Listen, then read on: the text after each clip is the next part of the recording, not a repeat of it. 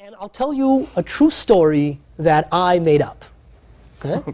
I mean it. I think this is a mystery that was painted a long time ago, over 100 years ago in playing cards, and I discovered this little mystery. And tonight, all of us here together are going to discover who killed the King of Hearts. Now, some would say that it was a suicide, going so far as to call him a suicide king, but it is simply not true. And today, I will show you why. Now, first, sir, you'll play detective, if you don't mind. Perfect.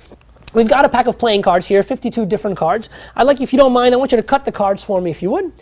And we're going to mark your cut for the time being. Perfect.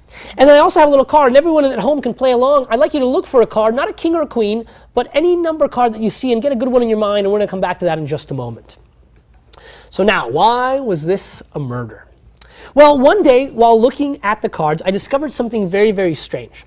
I noticed that the King of Spades has two hands, right? Mirror image, but he didn't have any sleeves showing. I noticed that the King of Diamonds also had two hands, a mirror image, no sleeves showing. The King of Clubs, two hands, no sleeves showing. And it was only the King of Hearts who has not one, not two, not three, but four hands.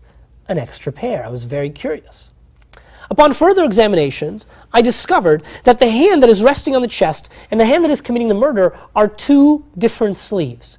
It is clearly someone else's hand killing the king. Whose hand is it? Well, the ladies were there at the party. And that night, when we lined them up for questioning, we discovered something very interesting. I noticed while the Queen of Hearts, Clubs, and Diamonds were looking at me, the Queen of Spades refused to look me in the eye. I was instantly suspicious. And no matter which way you turn her, she's always looking the other way. Upon further examination, we noticed that the Queen of Hearts, she's got two hands but no sleeves showing. The Queen of Clubs, two hands, no sleeves showing.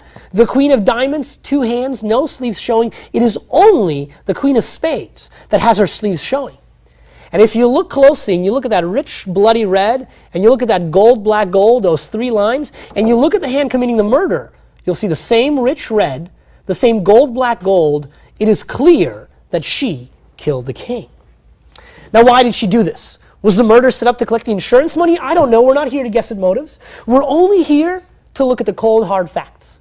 And that's the final evidence. The final evidence that was found at the crime scene by our detective. Now, when you looked at all of these cards here on the sheet, you at home and everyone here, which card did you think of? Was it the Six of Spades? Good. Because if you look at the card that was found by our detective, indeed it is the Six of Spades. And you see, there's a reason, because it's not just any card. But you check, you go home tonight, you open up your pack of cards, take that old deck out of the drawer, and you'll discover this story is as true in my cards as it is in yours. Because in her hand, the killer holds a playing card. And not just any card, but the 1, 2, 3, 4, 5, 6 of spades. Ladies and gentlemen, this case is closed. Oh.